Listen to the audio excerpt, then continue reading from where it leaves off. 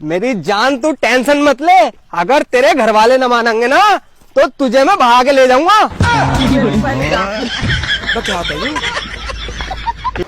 सुहेल, वो आलू का भरता और रोटी बनी हुई है, वो खा लेना। हाँ मुझे पता है। तुम्हें कैसे पता भाई? मैंने तो तुम्हें नहीं बताया। अरे मैंने ही तो बनाया है। देखो मुझे ना तुम्हारी कितनी फिक्र है।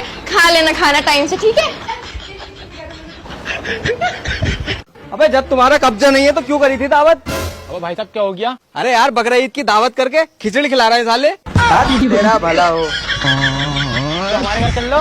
तुम्हारे घर क्या बनाओ? पीनी तायरी। सुहेल, बकरा कैसा बना है? अबे यार बकरा तो बिल्कुल भी अच्छा ना बना। एक काम करता हूँ, झूठी तारीफ कर देता हूँ, खुश हो जाएगी। अच्छा बना है। सच्ची? चलो बढ़िया है। वरना तो आज तुम्हारी खैर नहीं।